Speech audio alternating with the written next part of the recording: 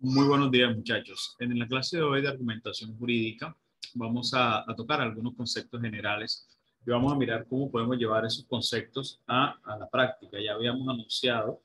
en clases anteriores la diferencia que existía entre la argumentación y la retórica. La idea es puntualizar esos aspectos para que haya una claridad meridiana, por lo menos, de esos conceptos básicos que conforman la argumentación jurídica.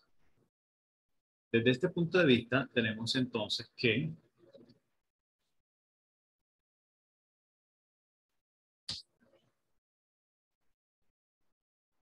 por favor.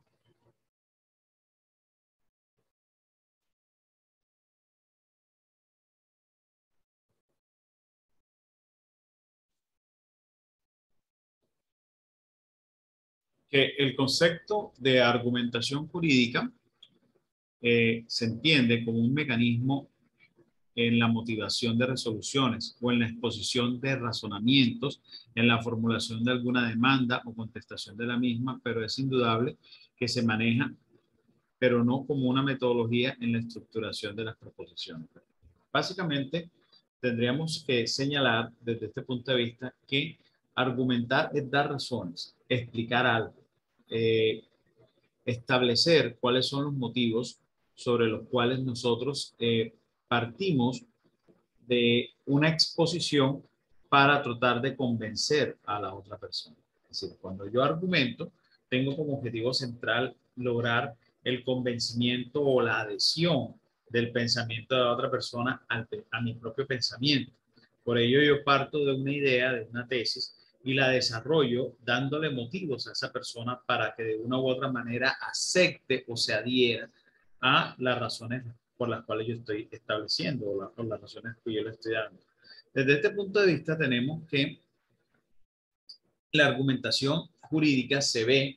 en la práctica en lo relacionado con la motivación de resoluciones. Pues al momento de tomar una decisión, él debe dar razones por las cuales llegó a esa decisión y por lo tanto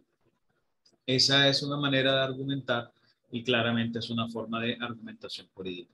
Igualmente se ve en la exposición de razonamientos, es decir, cuando se formula alguna demanda, los litigantes también tienen que dar unas razones para tratar de convencer al juez para que de una u otra manera el juez falle el petitum que se le ha puesto o que se le ha puesto de presente. Por otra parte, bueno, igualmente la parte contraria también tendrá una posición contraria o justapuesta a la que nosotros tenemos y se buscará por medio de esa argumentación lograr que el juez se adhiera a ese otro, a esa otra posición o a esa otra pretensión contraria a la del demandante. Igualmente, tenemos que mirar que la estructura de las argumentaciones a través de simples preposiciones que permiten llegar a una conclusión, es decir, lo que conocemos como silogismo jurídico, podría ser, digamos, una manera básica de estructuración del pensamiento, pero no necesariamente es una forma de argumentación desde el tópico, desde el punto de vista jurídico. Bien. La retórica, contrario al concepto de argumentación jurídica, claramente es un concepto muy anterior, un concepto que viene o tiene sus orígenes en la tradición griega, en la tradición occidental, origen de los inicios de nuestra civilización, en donde se surge como un conjunto de reglas y conocimientos para adquirir una exposición convincente. Quiere decir que la argumentación y la retórica tienen un mismo objetivo, y es el objetivo de tratar de convencer. Sin embargo, la manera como se estructura una y otra es diferente, puesto que en la forma en que yo argumento debe estar acompañada de un soporte probatorio que de una u otra manera permita que ese convencimiento no se dé simplemente por la belleza de mis palabras, sino que ese convencimiento tiene que estar o hallar un respaldo que permita lograr la adhesión de la parte contraria a lo mío. Es decir, yo no la convenzo con simples palabras, sino haciendo una demostración que permita adherir esa idea básica a lo que nosotros estamos planteando. Pero en sí, pues la finalidad está claramente establecida y en ese sentido se busca simplemente a través de unas técnicas argumentativas o un arte del saber hablar, persuadir a la otra persona sin tener una base científica o probable de lo que se está diciendo. Simplemente la otra persona se termina convenciendo es por la belleza de la estructuración del discurso y precisamente esas son las reglas que permite la retórica. Platón define pues la retórica como la capacidad de persuadir. Y aquí estamos nuevamente centrándonos en que el objetivo o principal función de la retórica es la persuasión, es decir, lograr el convencimiento. Entonces, es la capacidad de persuadir con los discursos tanto a los jueces en el Tribunal de Justicia como a los consejeros en el Consejo, como a los asambleístas en la Asamblea, así como en cualquier otra reunión de ciudadanos. Es decir, en la definición que da Platón claramente se establece que primero el objetivo, la capacidad de persuadir, es decir, saber organizar las palabras con el objetivo de persuadir. Y posteriormente hace énfasis en que en cualquier escenario se puede plantear una retórica, no solamente un escenario judicial en el que estaríamos frente a jueces en el tribunal, sino también en escenarios de carácter político o incluso escenarios de forma ordinaria, de carácter ordinario, como sería cualquier reunión de ciudadanos. Entonces, la retórica es el arte de la palabra, el arte de crear una persuasión mediante la palabra y que recordemos, ya lo habíamos reiterado, que es diferente a la argumentación porque la argumentación no solamente se organiza en las palabras con el objetivo de persuadir, sino que esas palabras deben estar acompañadas de un soporte probatorio para lograr de esa manera dar soporte y verosimilitud a las expresiones que se están dando. Entonces, desde la antigua Grecia, la retórica se utilizaba en, en los diferentes escenarios, no solamente de la vida pública, sino también de la vida cotidiana. Actualmente, digamos que de una u otra manera se sigue utilizando técnicas de retórica con el objetivo de persuadir a un auditorio o a un público, basándose únicamente en posibilidades emotivas del discurso. Es decir, cuando se trata de llegar o crear esa adhesión emotiva con el público, en donde de manera irracional se intenta que las personas de una u otra manera asienten a lo que se está diciendo. Como aquel viejo pues chiste donde una señora escuchaba a un político y la señora emocionada aplaudiendo y al final decía, no sé qué fue lo que dijo, pero se le escuchó bonito. Es decir, se logra simplemente lograr esa conexión emocional con el público y de una u otra manera la adhesión irracional de esa persona que de forma afectiva termina acogiendo ese discurso sin que realmente de pronto el discurso tenga un fondo. Hay claras influencias en lo que es el arte de hablar. De hecho, los primeros que comenzaron a organizar judicialmente o comenzaron a cobrar por ejercer un servicio digamos, de defensa jurídica a partir de la retórica, claramente fueron los sofistas, con Protágoras y Gorgias a la cabeza, y que estos básicamente plantearon unas técnicas y a ellos se les debe una de las figuras jurídicas, figuras argumentativas, perdón, que ha llegado hoy en día, que es la figura de las falacias. Recuerden que las falacias, cuando se plantean de buena fe, se conocen como paralogismo, y cuando las falacias se plantean de mala fe se conocen como los sofismas, y precisamente viene de esta escuela filosófica de la antigua Grecia, la escuela de los sofistas, los cuales planteaban esta forma de engañar a través del discurso.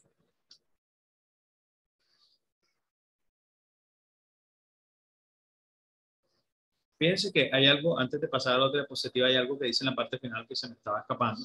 Y que miren que aquí básicamente se hablaba de una técnica para obtención de un fin determinado,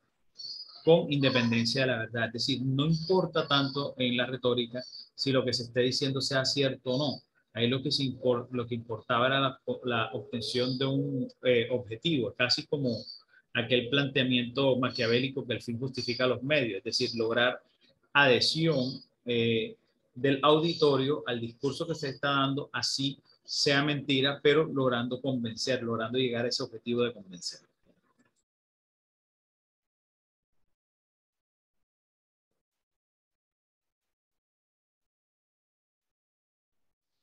En la actualidad, pues se sigue ejerciendo la retórica, ya como lo habíamos dicho, como una disciplina, no como una disciplina, pero sí como un discurso diario. Básicamente se da inclusive en escenarios judiciales. Ustedes observan hoy en día que incluso hay jueces, perdón, abogados que tratan de convencer a los jueces con un discurso casi que leguleyo, en donde se trata de alguna manera lograr algún tipo de empatía con el juez para que el juez termine aceptando ese discurso. Eso se ve a diario pues, en los estrados judiciales,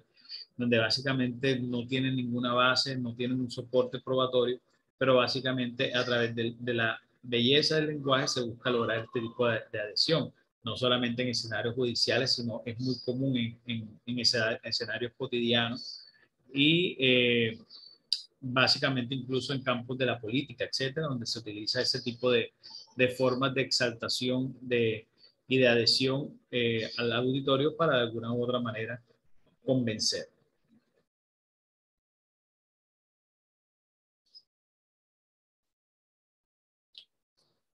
Hace rato venimos insistiendo en la correlación que existe entre lo que es la interpretación, la argumentación y la motivación. Básicamente habíamos dicho hace unos días que estos tres aspectos se interrelacionan en las funciones que hacen los operarios judiciales, y hablando de operarios judiciales no solamente refiriéndonos a los jueces, sino también a cualquier litigante, demandante o demandado, que prácticamente lo que tiene que hacer inicialmente es buscar, una vez abstrae en lo que sería los hechos jurídicamente relevantes del caso que está estudiando, mirar qué norma jurídica logra encajar en esa situación que se le ha planteado. Y desde ese punto de vista, el primer trabajo que tendría que hacer sería un proceso de interpretación normativa, el cual buscaría de una u otra forma poder tener un entendimiento de cuáles son el sentido y alcance de la norma que se está invocando y mirar si efectivamente encaja en los hechos jurídicamente relevantes que se están teniendo en cuenta. Entonces, fíjense que este proceso de interpretación consiste en explicar el sentido de una cosa y además de eso, se puede interpretar cualquier cosa, cualquier situación, el arte se puede interpretar, se puede interpretar cualquier documento, incluso existe una hermenéutica de textos bíblicos tratando de determinar qué fue lo que se quiso decir en este tipo de textos. Pero a nosotros en este momento, digamos, nos interesa lo que tiene que ver con el aspecto de la interpretación de normas jurídicas, como quiera que estamos eh, frente a lo que es la argumentación jurídica. Por lo tanto, ese proceso de interpretación de normas se interrelaciona con ese proceso de argumentación jurídica, buscando de alguna manera una correlación entre ambas, entre la norma que se tuvo como fundamento para tomar de ella su sentido de alcance frente a unos hechos jurídicamente relevantes y la manera como argumentamos la correlación entre esa norma y el resultado.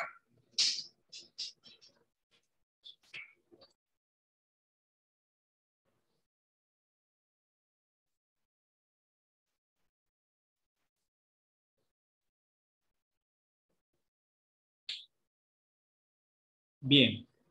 entonces, básicamente entonces interpretar es desentrañar ese sentido y alcance de algo.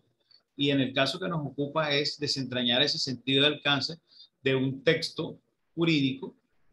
cualquier fuente de derecho, un contrato, para poder de esa manera, una vez encontrado su sentido y alcance, verificar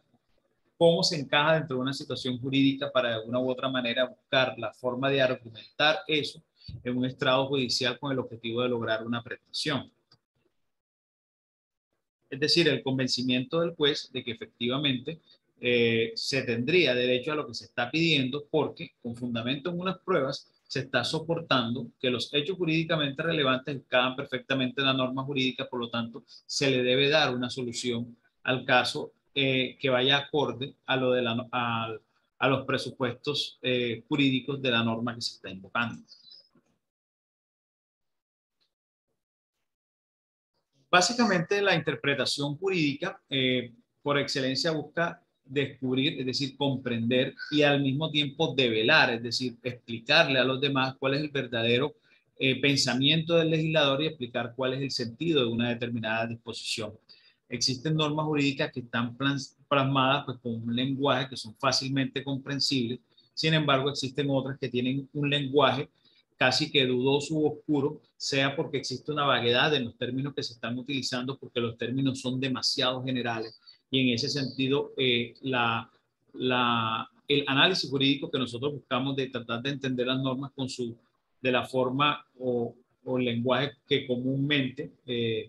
o la forma como comúnmente se entiende el significado de esa palabra, no resulta suficiente, y hay veces que tenemos que acudir a que el mismo legislador explique cuál es el sentido y alcance que se le debe dar a una determinada expresión, comprendiendo que la ausencia de explicación sobre ese respecto podría generar unas lagunas jurídicas que harían muy difícil la comprensión del texto. En ese sentido, nos vamos a lo que el texto, la norma jurídica nos está diciendo de cuál es el sentido que se le debe dar, pero habrá casos en donde ni siquiera tenemos de pronto un soporte normativo, y entonces tendremos que buscar significados a veces técnicos de acuerdo al contexto en que se esté empleando la normatividad. Pero todas estas situaciones básicamente conllevan incluso a la existencia de lo que se conoce como lagunas de reconocimiento, las cuales parten de la idea de cuando un término tiene una vaguedad, es decir, el término es demasiado amplio, resulta ser muy complicado o difícil amoldarnos a cuál es el sentido y alcance del mismo, y desde ese punto de vista entonces nos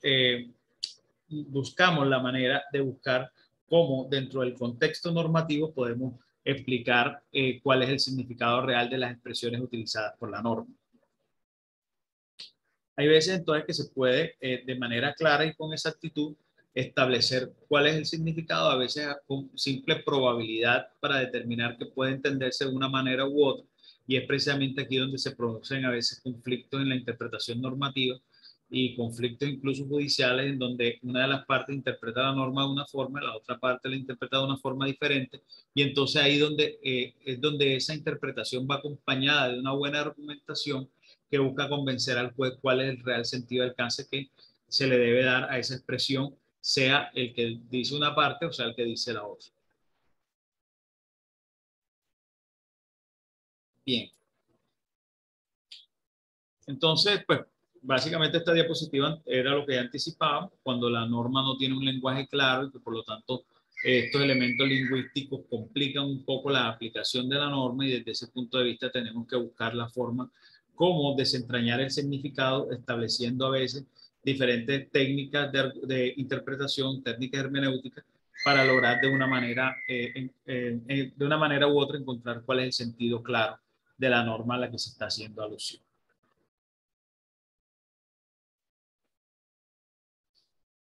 Aquí, en esta diapositiva, estamos básicamente fincando lo que ya hemos venido diciendo anteriormente, la diferencia grande que existe entre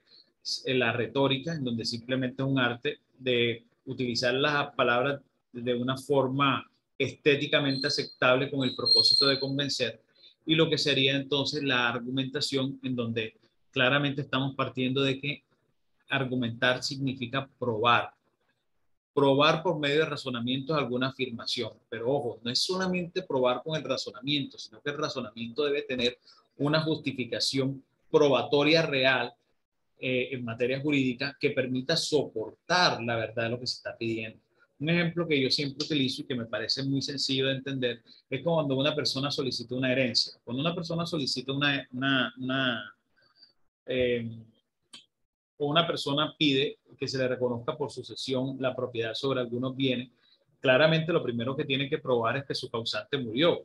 No hay herencia sin muerte. Entonces, se prueba en primer lugar que hubo una persona que murió. Se prueba en segundo lugar el vínculo de parentesco que yo tengo con la persona que murió, soy el hijo de él. Se prueba en tercer lugar que de pronto no hay personas con igual o mejor derecho, o habiendo personas con igual o mejor derecho, entonces yo estoy pidiendo una porción de esa parte que me correspondería.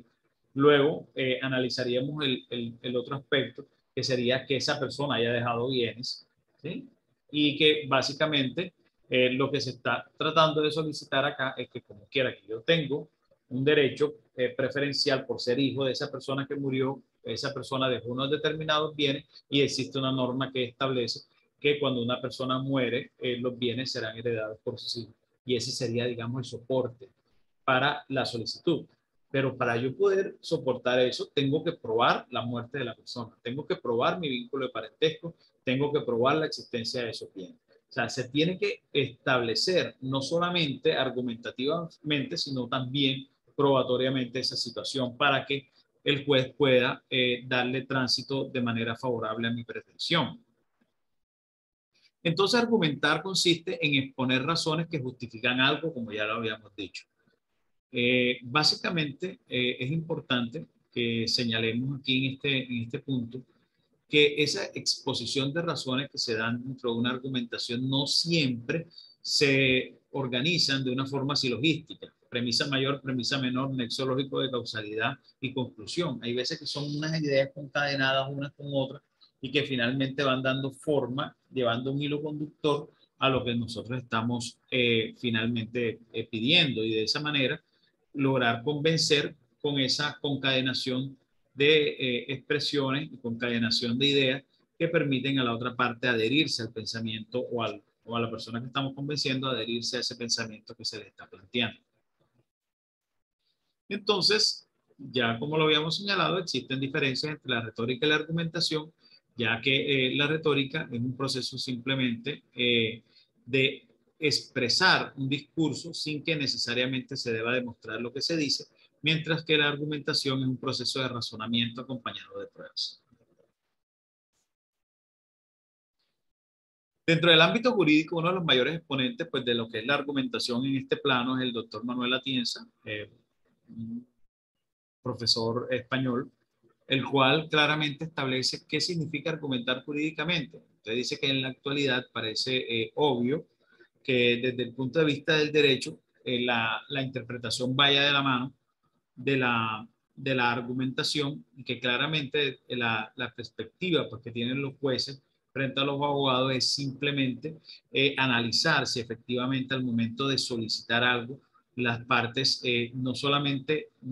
manifiesten su pretensión, sino que la acompañen con un sustento probatorio que permita de forma coherente establecer si efectivamente las razones que se están dando para el convencimiento al juez son suficientes para de esa manera otorgar la pretensión. Entonces, básicamente se busca persuadir con una determinada tesis y se busca apoyar esa tesis a partir de un sustento probatorio que permita desarrollar o establecer para el juez si efectivamente la solicitud presentada por la persona se encuentra dentro del plano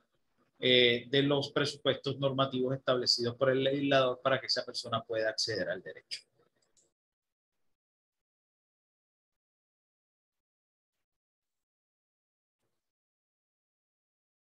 Uno de los aspectos más relevantes de lo expresado por Manuel Atienza en su análisis sobre argumentación jurídica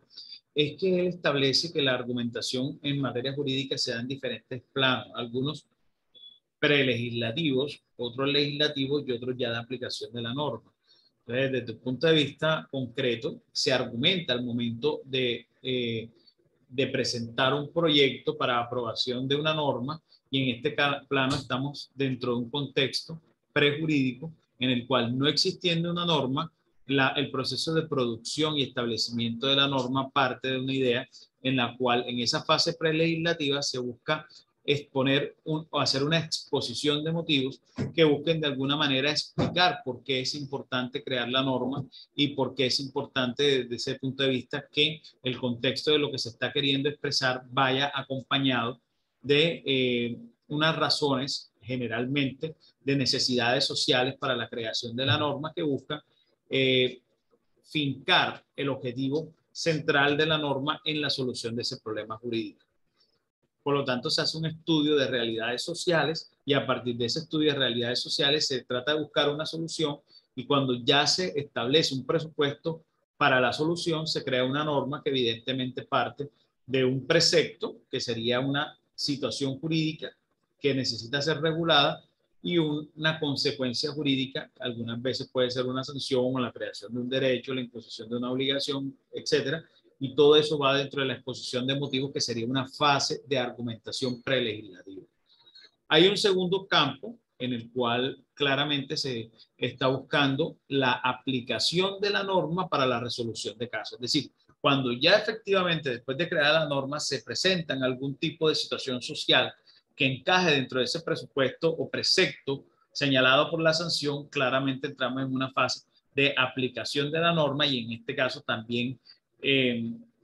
este caso estaríamos ante la necesidad de argumentar frente a un juez que se ha cumplido los presupuestos normativos y por eso está importante el proceso de interpretación, abstracción de una realidad y interpretación normativa para encontrar cuál es la norma aplicable al caso. Y entonces lo que vamos a hacer simplemente es un juez para decir que esa norma que está ahí de forma abstracta e impersonal se aplique a este caso concreto, ya que se han cumplido los presupuestos establecidos por el legislador de acuerdo a la interpretación que se ha realizado. Y aquí entonces también se argumenta. Entonces tenemos una argumentación prejudicial, prelegislativa, perdón, y una argumentación en fase de aplicación de la norma. Hay otro punto que me parece importantísimo también y es el aspecto de la dogmática jurídica, los argumentos jurídicos que se establecen al momento de realizar un estudio de situaciones y que de una u otra manera generalmente lo realizan los juristas. Aquí es importante establecer tres funciones. Una primera que es suministrar criterios de producción del derecho en las diversas instancias y esto es básicamente una función casi que general que se da frente al análisis dogmático de situaciones. La otra es suministrar criterios para la aplicación del derecho. Entonces, ya aquí estamos mirando cómo se puede analizar desde el punto de vista dogmático, aunque no se haya materializado una situación, cuando se puede presentar casos en los cuales se puede aplicar la norma en esa situación concreta que nosotros estamos estudiando sin que necesariamente de pronto la misma se haya producido. Y por último, ordenar y sistematizar el sector del ordenamiento jurídico me parece también importante. Y aquí esta función de sistematización del derecho genera algún tipo de seguridad jurídica en la medida en que se analiza cuando estamos frente a casos similares que de pronto o que desde ese punto de vista deban darse una misma solución jurídica. Yo creo que esta es la base o fundamento principal para saber cuando estamos frente a un caso fácil o un caso difícil. Un caso fácil, un caso que ya ha tenido solución, que ya por lo tanto no tenemos que hacer un esfuerzo interpretativo complicado para entender cómo se va a llevar a ese punto de aplicación de la norma. Y en otros casos en donde no tenemos de pronto bases, sino que comenzamos, digamos, a analizar y a especular cuál podría ser la solución jurídica de ese caso y ya no tendríamos, digamos, una base para hacer una sistematización. Pues no tenemos antecedentes, lo que quiero decir. Entonces, en otras palabras, entendemos que la argumentación jurídica es un proceso mental y lingüístico, sea oral o escrito, que los operadores jurídicos, repito, cuando hablo de operadores jurídicos no estoy hablando únicamente de jueces, también puedo estar hablando de litigantes, porque finalmente también somos operadores jurídicos en la medida que interpretamos una norma y tratamos de encajarla frente a un núcleo fáctico que estamos analizando. Entonces, repito, para retomar, entendemos que la argumentación jurídica es un proceso mental, lingüístico, sea oral o escrito, en lo que los operadores jurídicos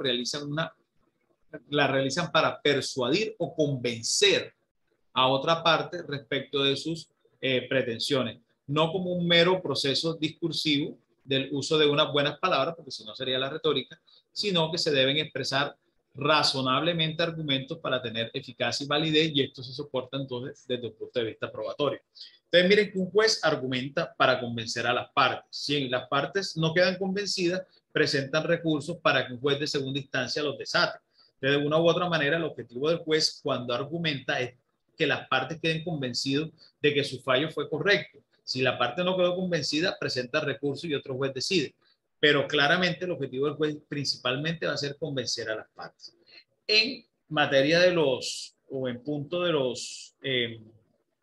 litigantes, obviamente tratar de convencer al juez. No tanto convencer a la contraparte, porque finalmente el que toma la decisión es el juez. Por lo tanto, el discurso o el argumento va encaminado a convencer al juez y le damos un soporte probatorio que de una u otra manera busca que el juez se convenza de lo que se está,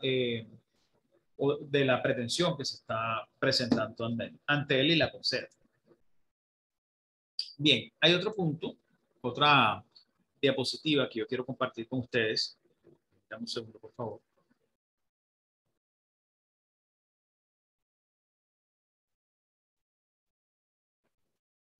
Bien, esta diapositiva me parece importante porque complementa un poquito lo que dimos hace 8 días y que ustedes tuvieron la oportunidad de observar frente a la manera como construir un argumento. De aquí vamos a analizar cómo argumentar. Entonces, partimos de la base que la argumentación es el procedimiento en la resolución de los problemas, así como también debemos reconocer un argumento en una actividad de mediación entre un punto y otro. Es decir, no solamente argumentamos frente a la resolución de un problema, frente a la pretensión que le presentamos al juez y la manera como el juez la acepta y decide la solución de ese asunto, sino también cuando existe una persona que está frente a un proceso de mediación y entonces nosotros le presentamos unos argumentos y esa persona lo que va a buscar es convencer para buscar un punto intermedio entre las partes. Entonces, sea que se le dé la razón a una de las partes, o sea que se busque un punto intermedio, un proceso de mediación, en todas esas fases jurídicas de aplicación de la norma se necesita argumentar. Y aquí viene la importancia, yo les había dicho a ustedes que es básicamente importante que ustedes adquieran un criterio jurídico. ¿Y qué es un criterio jurídico? Un criterio jurídico se logra a partir de la idea en que se logra extraer frente a una situación cuáles son los hechos jurídicamente relevantes, es decir, cuál es ese problema jurídico que se debe resolver. Parece mentira, pero es uno de los puntos más importantes y mucha gente no lo conoce y que donde se presentan los mayores errores, porque si yo planteo un problema jurídico diferente al que verdaderamente se da, obviamente vamos a dar una solución contraria a lo que nosotros estamos necesitando plantear. Entonces, la extracción de la situación para saber de ahí cuál es el real problema jurídico es el punto central para encontrar una solución. Si no sabemos el problema, no sabremos una solución. O si el problema lo planteamos de manera equivocada, vamos a dar una solución equivocada. Entonces, ¿cuáles son las características? Primero, los problemas prácticos que surgen como consecuencia de algún conflicto real o potencial. Es decir, problemas que surgen de conflictos que ya se hayan presentado o conflictos que se pueden presentar y que previendo ese conflicto tratamos de buscar o establecer eso como un problema que debemos darle solución antes de que estalle, por decirlo de alguna manera. Establecemos también los problemas cuando la estructuración del mismo está bien formulada o está mal formulada, y aquí es donde tendríamos el error, porque si estructuramos el problema de manera equivocada, obviamente vamos a dar una solución equivocada. Y entonces es importante no solamente el, digamos, el análisis del problema práctico, sino la estructuración adecuada del mismo. Los problemas pueden estar dados a partir de un medio institucional, es decir, problemas que de pronto no se presentan desde el punto de vista social, sino que institucionalmente se han detectado determinadas situaciones que parten de la idea de tener que buscar una solución. Casi siempre la solución que se da desde el punto de vista institucional son de problemas potenciales, casi siempre. Pero hay otros problemas que ya sí son generados socialmente y lo que se busca es o tratar de mitigar el problema para que no crezca más o tratar de solucionarlo de manera total.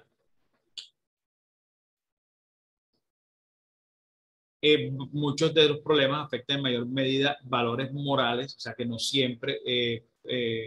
digamos, el análisis de la situación es un análisis que se debe plantear desde el punto de vista jurídico. También existen situaciones en las cuales tendremos que plantear el análisis a partir de situaciones eminentemente morales que, aunque escapan al campo del derecho, es decir, son extrajurídicas, tienen un impacto importante entre lo que sería el campo social y obviamente el derecho, siendo el derecho una manifestación de fenómenos sociales. Y la manera como se estructura el lenguaje, lo cual tiene una importancia fundamental en la resolución, porque un lenguaje estructurado de manera equivocada no podría llevar de pronto a una solución coherente. Y aquí hay que mirar de pronto aspectos que también vamos a entrar a analizar en las próximas clases, como sería un enfoque diferencial. Esto me parece que es vital y hago una leve introducción, habida cuenta de que necesariamente para analizar un problema tendremos que partir de la idea de que los destinatarios de esa solución, de ese problema jurídico, no es generalmente una sociedad homogénea. Puede que sea una sociedad heterogénea y que ese aspecto heterogéneo de la sociedad da lugar a que la solución tenga que enfocarse de forma diferencial a cada uno de los grupos destinatarios con la solución del asunto.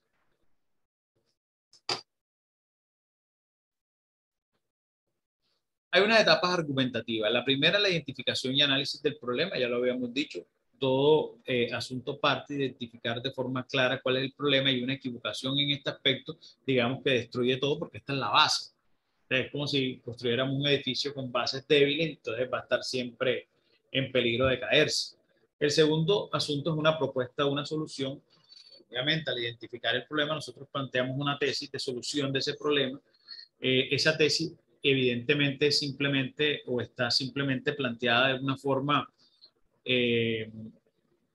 prácticamente especulativa, en donde nosotros creemos que esa es la solución, pero luego tendremos que entrar a mirar y a comprobar si efectivamente lo es. Y aquí entra entonces la tercera etapa, que es comprobación y revisión de la solución. Aquí es donde entramos a verificar si la tesis que nosotros planteamos como potencial solución al problema verdaderamente tiene la fuerza o tiene la vocación de servir para la solución real del mismo. Y por último, la redacción de un texto. En el caso, elaboramos un esquema de exposición oral en donde básicamente decimos que este problema que nosotros identificamos se puede solucionar a partir de esta solución, dando las razones que nosotros encontramos para la comprobación de la utilidad de esa tesis que se expuso de forma inicial. En esa primera fase de identificación y análisis del problema, tendremos que esa operación pues significa, no es una cosa distinta, pues que establecer cuál sería el problema real que se está presentando frente a una situación jurídica concreta, es decir, frente a una norma, establecer, o frente a una situación social, establecer cuál sería la potencial norma aplicable a ese caso concreto. Y desde ese punto de vista estamos básicamente haciendo un trabajo casi que de silogismo jurídico, en donde estamos pretendiendo encajar una situación particular frente a una norma de carácter general, casi como si fuese una inducción, un razonamiento de tipo inductivo.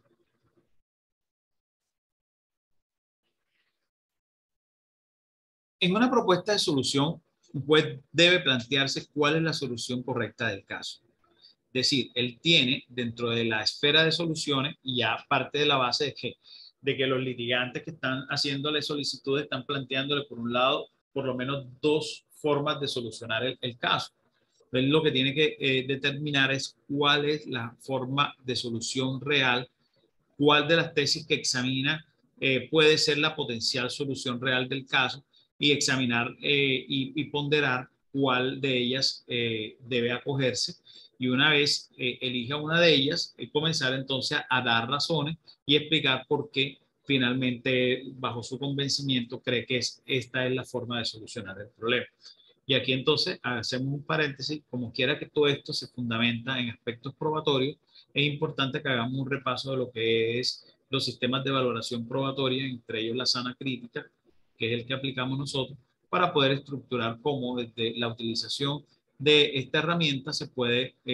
ir planteando o decantando la solución del problema. En la comprobación y revisión deben plantearse contraargumentos, es decir, argumentos contrarios que puedan tumbar esa idea inicial de tesis de solución del problema que nosotros tenemos. Y a medida que vamos encontrando eso, vamos dándole fuerza, porque va fortaleciéndose la tesis. A partir de encontrar las falencias, la fortalecemos. Cada vez que encontramos una falencia, entonces sabemos que ese es el punto que debemos reforzar. Y a medida que lo vamos reforzando, debe llegar un momento en que no va a haber ningún contraargumento, y que ninguna crítica de la que nosotros hayamos podido identificar puede superar la tesis inicial, y desde esa manera vamos estableciendo una propuesta de solución y formulación mucho más sólida y fuerte. Al final, ya cuando se haya analizado, se ha pasado por la fase de identificación del problema, de planteamiento de esa tesis inicial, de la contraargumentación, ya entramos entonces a redactar y hacer un discurso coherente que permita convencer a los destinatarios de la decisión acerca de que lo que nosotros estamos planteando es la solución correcta y real del caso que se está dando. Ya habíamos visto básicamente lo que eran las partes de un discurso, y ya habíamos identificado pues que lo primero es identificación del problema que se va a argumentar, luego la narración, la exposición de las causas o las cuestiones a tratar, luego se efectúa división de los puntos principales, analizando el problema desde diferentes aspectos o tópicos para poder de esa manera ir entrelazando las ideas argumentativas. Por último, o como cuarto punto, tenemos la exposición de los argumentos y la refutación que se puede hacer del mismo. Recordemos que el argumento tiene una naturaleza eminentemente dialéctica, es decir, necesariamente un buen análisis argumentativo debe tener puntos en contrario, porque es que precisamente lo que se está buscando es el convencimiento. Entonces, si se está buscando el convencimiento es porque la otra persona no está pensando igual a nosotros. Por lo tanto, la naturaleza dialéctica, es inherente al proceso argumentativo. Y por último, una recapitulación de los argumentos con el objetivo de poder de esa manera lograr el entendimiento total, porque es que hay veces que el argumento es tan largo que los primeros aspectos se van perdiendo. Recuerden que generalmente los seres humanos nos concentramos en lo último que nos dicen y que de esa manera es importante y es bueno hacer, digamos, una recapitulación de los planteamientos o de los puntos que se han hecho en el discurso para de esa manera llegar a fortalecer aquellos aspectos que se han podido ir olvidando por parte de la persona destinataria de nuestra argumentación. Expresiones del discurso. El lenguaje jurídico es un lenguaje funcional. Es importante que partamos de la base de que la técnica jurídica en el lenguaje utilizado es fundamento principal de la persuasión que se vaya a dar, porque necesariamente si nosotros estamos dando un discurso jurídico, la ausencia de técnica y de expresiones que tengan un carácter jurídico, por eso es tan importante que los estudiantes de derecho estén siempre acompañados de un diccionario jurídico y que busquen enfocar las palabras de una manera técnica, porque la utilización de un lenguaje coloquial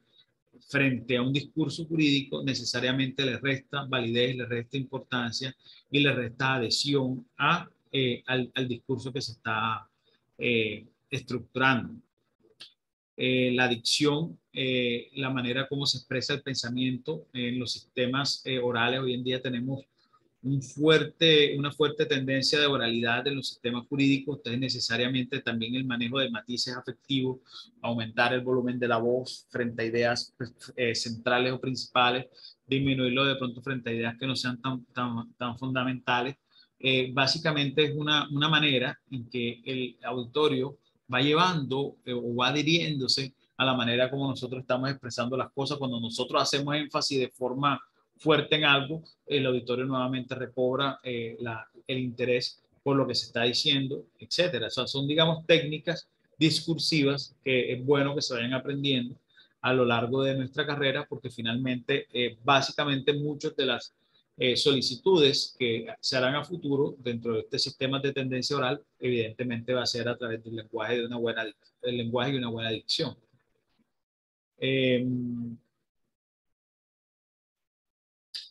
Este punto del lenguaje debe ser sobrio, debe ser impersonal, debe buscar pues, de una manera fácil, rápida y eficiente. Esos discursos muy largos terminan por hacer perder claridad y precisión y concisión a lo que se está diciendo. Entonces son, digamos, consejos argumentativos. Volvemos entonces al punto de los ciclos de resolución de un problema. Lo primero es la identificación, lo segundo es la definición y representación del problema, la formulación pues, de las estrategias jurídicas que se van a plantear para la solución del mismo, la organización de la información, la asignación de cuáles son los recursos que se van a destinar para la solución del mismo y luego un seguimiento y una evaluación ya en fase de establecer si efectivamente las fórmulas o estrategias dadas en un principio están cumpliendo con sus objetivos o no. Bien, hay un punto, digamos que no quiero centrarme todavía en esto volveremos más tarde, pero hay un punto que me parece que es interesante.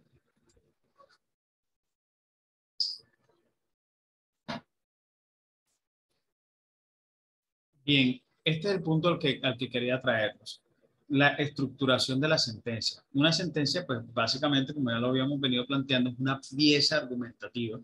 en la cual se está tratando de explicar cuál es el resultado de ese proceso de razonamiento que ha realizado el juez para la toma de una decisión. Básicamente en ese proceso se dan unos elementos como son el planteamiento del problema, cuál es el problema jurídico que el juez detectó en la situación que se le está planteando, cuáles son los hechos que originaron el problema. Entonces se hace un resumen, digamos, de los hechos. Incluso este resumen a veces tiene o incluye también una actuación procesal. Luego se establece una hipótesis de solución, la comprobación de dicha hipótesis y la conclusión, que finalmente es la parte resolutiva de la decisión que contiene la forma como el juez resolvió el problema jurídico planteado. Aquí, este es un punto pues, que de verdad que tiene, digamos, bastante tela por cortar. Hace poco hablé o solicité